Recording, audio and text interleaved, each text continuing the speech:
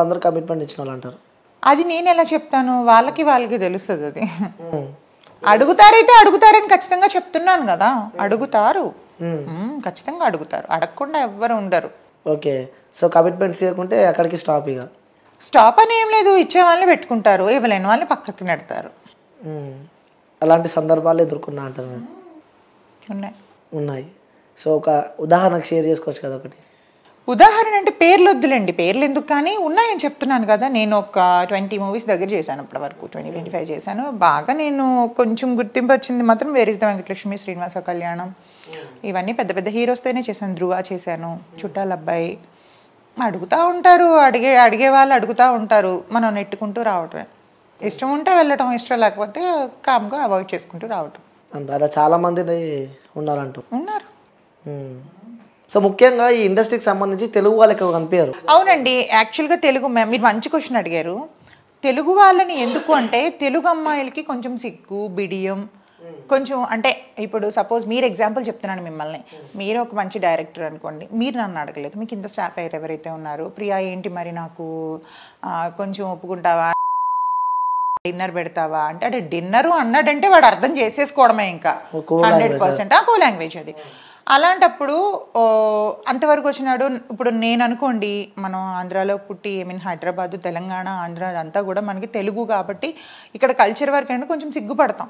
So మనం వేరే స్టేజ్కి వెళ్ళిన తర్వాత వీడు దీంతో నేను ఇలా ఉన్నాను అని చెప్తాడేమో అని మనం కొంచెం సిగ్గుపడి తెలుగు అమ్మాయిలు కొంచెం ఆగిపోతారు, బ్యాక్ స్టెప్ వేస్తారు. ఈవెన్ ఈ విషయాలు ఇంట్లో తెలిస్తే కూడా బాగోదు, తర్వాత బయటకు వస్తే తల్లిదండ్రులు ఏమైపోతారని.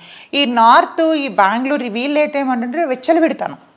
సో వాళ్ళకి ఏంటంటే వాళ్ళు రెమ్యునరేషన్ తక్కువ ఉంటుంది, కమిట్మెంట్స్ బాగా ఇస్తారు, అమ్మాయిలు కూడా బాగానే ఉంటారు. సో అప్పుడు అందుకనే చూసింగ్ వాళ్ళది ఎక్కువ ఉంటుంది. తెలుగు అమ్మాయిలకి ఏంటంటే అడిగేసరికి కొంచెం సిగ్గు, బిడియం, అడ్డం వచ్చి ఒప్పుకోవడం మానేస్తారు. కాబట్టి తెలుగు అమ్మాయిలు కొంచెం బ్యాక్ ఉన్నారు. ఓకే, అంటే చాలా మందికి డౌట్ ఉంటుంది అనమాట, ఇండస్ట్రీలో మన తెలుగు వాళ్ళు ఉండరు. అదే చెప్తున్నాను కదా, నార్త్ వాళ్ళు ఏంటంటే సిగ్గుండదు వాళ్ళకి, వాళ్ళు ఏ డ్రెస్ ఏమన్నా వేసేస్తారు. తెలుగు వాళ్ళు కొంచెం సిగ్గుపడతారు కదా, చేసుకున్నా కొంచెం సీక్రెట్ గా చేస్తారు తప్ప. కొంతమంది ఉంటారంట. నార్త్ వాళ్ళు అయితే కొంచెం అన్నిటికీ రెడీ అంటారు, సై అంటే సై అంటారు దానికైనా. సో ఆ ఫీల్డ్ ఉన్నారు కాబట్టి చెప్తున్నారు. ఆఫ్ కోర్స్ ఆ ఫీల్డ్ తెలుసు కాబట్టి చెప్తున్నా. అవును. సో ఇంకోటి, ఒక అమ్మాయి ఇండస్ట్రీ వైపు రావాలన్నా కూడా చాలా స్ట్రగుల్స్ ఉంటాయండి. యూజువల్గా అమ్మాయిలు 80% అమ్మాయిలు లైఫ్ ఫెయిల్ అయిన వాళ్ళు మాత్రమే ఇండస్ట్రీకి వస్తారు.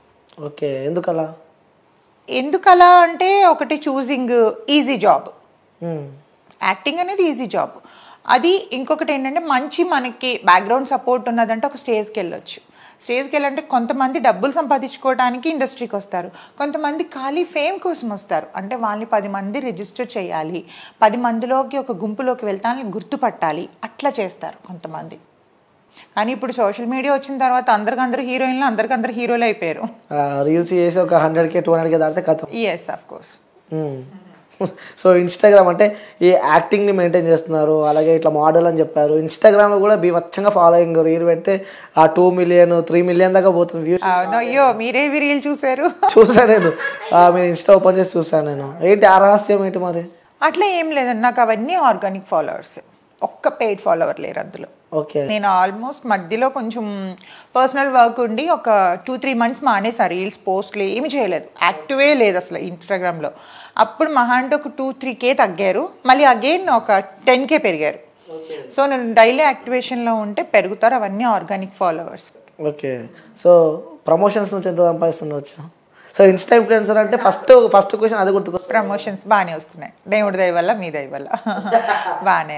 పేమెంట్ ఒకటి 20,000 18,000. అండ్ ఇవేంటంటే నాకు సర్వీసెస్ ఫ్రీ. ఇప్పుడు నేను ఎక్కడికైనా ఒక సెలూన్కి వెళ్తాను, సెలూన్కి వెళ్ళినట్టు మినిమం 5 to 8K ఈజీగా అవుతుంది. హెయిర్, మనం నెయిల్స్ అవన్నీ చేయించుకుంటే నాకు ఒక వీడియోతో ఆ మనీ అంతా సేవ్ అవుతుంది. ఒక 10,000, 15,000, 20,000 అట్లా అనమాట. ఇమ్మడి చేశాను నేను, ఇమ్మడి వాళ్ళు 15,000 వర్త్ ఆఫ్ జ్యువెలరీ ఇచ్చారు, అది నేను కొనుక్కుంటే నాకు మనీ అవుతుంది కదా. సో అట్లా కొలాబ్ చేస్తున్నాను, ఫోటోషూట్స్ ఉన్నాయి, ఫోటోషూట్స్కి కొలాబ్ చేస్తున్నాను.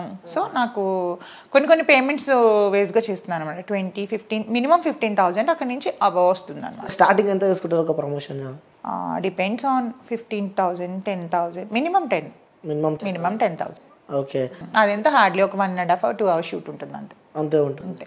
ఇన్స్టాగ్రామ్ చూసాను అనమాట నేను స్టార్టింగ్ నుంచి ఇన్స్టాగ్రామ్ చూసుకుంటే అదే చెప్పినా నేను చాలా వరకు నాకు ట్యాగ్ చేయలేనివి అవి వాళ్ళ వాటిల్లో ట్యాగ్ చేసుకునే వాళ్ళవి నేను ఒక రీడిఫైన్ క్లినిక్ ఒకటి చేశాను అండ్ ఇమ్మడి జ్యువెలర్స్కి చాలా వరకు చేశాను నేను. ఓకే, ఎలా ఉంది ఇన్స్టాగ్రామ్లో రీల్స్ వచ్చినాక లైఫ్? నాకు తెలిసి చాలా మంది ఇన్ఫ్లుయెన్స్ అయిపోయారు ఇప్పుడు. చాలా మంది ఇంట్లో కూర్చున్న వాళ్ళు కూడా. యూజువల్గా ఏంటంటే నాకున్న పెద్ద మైనస్ ఏంటంటే నాకు రిసీవ్డ్ మెసేజెస్ రావన్నమాట. సో వేస్ట్ టాపిక్స్ ఎక్కువ అవుతున్నాయని చెప్పి నేను ఆఫ్ చేసి పెట్టేశాను అది. దానివల్ల ఏంటంటే ఎవరైనా కొత్తగా అప్రోచ్ అవ్వాలన్నా కూడా నాకు ఇబ్బంది అవుతుంది. వాళ్ళ త్రూ వస్తున్నారనమాట. అట్లా లేకపోతే ఇంకా ఎక్కువ ఇన్ఫ్లుయెన్సర్గా చేసేదాన్ని నేను. ఓకే, సో అంటే ఇన్స్టాగ్రామ్లో రీల్స్ వచ్చిన తర్వాత కూడా ప్రతి ఒక్కరు రీల్స్ స్టార్ట్ పెట్టారు. అంటే రీల్స్ స్టార్ట్ వరకు ఇప్పుడు చూడండి, మిమ్మల్ని మీరు ప్రమోట్ చేసుకొని తప్పలేదు, పక్క వాళ్ళని ఇన్సల్ట్ చేయొద్దు, పక్క వాళ్ళని హర్ట్ చేయొద్దు. అండ్ ఇంకొకటి ఏంటంటే అమ్మాయిలు అయ్యుండి కూడా ఎంత గలీజ్గా ఒక రోడ్ సైడ్ చిల్లర ఎదవల మాట్లాడే మాటలు అవి ఇంట్లో వాళ్ళ ముందు ఓపెన్ చేయాలండి ఇన్స్టాగ్రామ్. ఎంత చిరాకు అనిపిస్తుంది అంటే ఇన్ఫ్లుయెన్సర్స్ కొంతమంది మంచి వాళ్ళు ఉన్నారు, కొంతమంది ఇప్పుడు అంటే ఎలా అంటే వాళ్ళు ప్రమోట్ చేసుకోవడం కోసం మంచి పనులు చేస్తున్నారు, చెడ్డ పనులు చేస్తున్నారు. ట్రోలింగ్ అనేది ఒక్క స్టేజ్ వరకు ట్రోలింగ్ బాగుంటుంది. నేను ఒక్కొక్కసారి నన్ను ట్రోల్ చేసే వాళ్ళు చూసి నవ్వుకుంటా ఉంటాను, భలే ట్రోల్ చేస్తున్నారు, అసలు ట్రోలర్స్ లేకపోతే మాకు లైఫే లేదు. ఎందుకంటే వాళ్ళు ట్రోల్ చేసేటప్పుడు కొన్ని మొన్న ఇంటర్వ్యూ కూడా చాలా ఎవరు ట్రోల్ చేస్తే నేను నవ్వుకున్నాను చూసి. సో ఫన్నీగా అనిపించాలి ఒక ట్రోలింగ్, అంతేగాని ఎదుటివాడికి హర్టింగ్ అనిపించొద్దు, వాడి ఐస్లోంచి వాటర్ రావద్దు. అమ్మాయిలు చిల్లర మాటలు మాట్లాడుకుంటే ఏదో రకంగా ఫేమ్ అయిపోవాలి. మీరు గమనించారా, అలా వ్యూస్ ఎక్కువ ఉంటే, కామెంట్స్ ఎక్కువ ఉంటే, లైక్స్ ఎక్కువ ఉంటే, షేర్స్ ఎక్కువ ఉంటే? యూజువల్ గా నుంచే మనిషి వచ్చాడు అంటారు కదా, ఆ వచ్చిన మనుషులు మాత్రమే ఇష్టపడతారు. క్లాసీ ఎవరైనా ఇష్టపడతారా చెప్పండి? అదే కదా. సో అంటే వాస్తవంగా చెప్పండి, ఒక అమ్మాయి శారీ కట్టుకొని చేస్తే వ్యూస్ వస్తే రావడం తెలియదు, కానీ ఇంకొంచెం హాట్గా ఉంటే. ఇప్పుడు నేను ఒక రీసెంట్గా ఒకటి 1.4 మిలియన్ పోయిందా, అది నీట్గా స్లీవ్లెస్ టాప్ జీన్స్ వేసుకొని చేసా. మరి ఎలా పోయింది ఇది? కొన్ని పోతే చూడడానికి మీరు మంచిగా ఉన్నారు కదా, ఇంకొంచెం హాట్గా ఉంటే ఇంకా అది వైరల్ ఇంకెక్కువ అయ్యేది. ఉన్నాయి. నేను అలా అయితే ఇప్పుడు రీసెంట్గా నేను బిక్నీ షూట్ కూడా చేసా. నార్మల్గా నేను గోవాలో చేసుకొని పెట్టా, నాకు నచ్చింది. అక్కడ ఎక్కడ వల్గారిటీ లేదు, జస్ట్ లైక్ ఒక క్రాప్ టాప్ లా ఉంది అండ్ ఒక కట్ పైన ఉంది, వేసుకున్నాను, నాకు నచ్చింది, నాకు వల్గర్గా అనిపించలేదు, నేను పెట్టుకున్నాను అంతే. వల్గర్గా ఉంటే ఫస్ట్ ఆఫ్ ఆల్ ఇంట్లో ఒప్పుకోరు కదా. సో దానికి ఇష్టం వచ్చినట్టు మాట్లాడేసి ఇష్టం వచ్చినట్టు చేసి అనుకునే వాళ్ళు అనుకుంటారండి, చెవిత విని చెవిత వదిలేయాలి. అవును.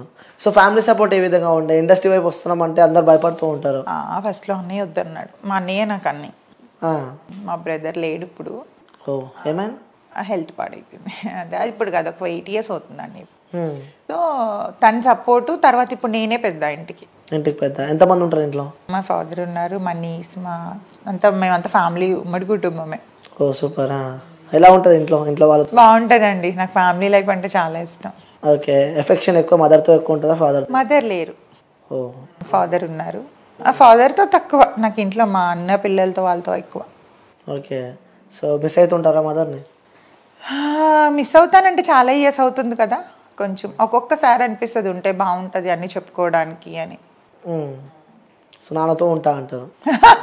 నేను అనలేదు. మరి అంతే కదా, ఇది కూడా అడ్వాంటేజ్ తీసుకొని చాలా మంది కొంచెం నీకు పేరెంట్స్ లేరు, మీ ఫాదర్ ఉన్నా కూడా అన్ని చెప్పుకోలేవు కదా అట్లా కూడా అన్నారు. కానీ అందుకే అంత స్ట్రాంగ్ గా చెప్తున్నారా?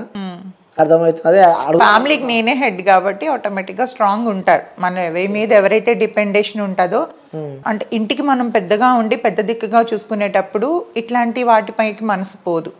ఆడుతూ పాడుతున్న ఏజ్లో అనుకోండి అది మనకి వెళ్తుంది. మీకు రెస్పాన్సిబిలిటీ ఉండేటప్పుడు మాత్రం ఎప్పుడు కూడా టైం పాస్ చేయడానికి చూడరు. ఓకే.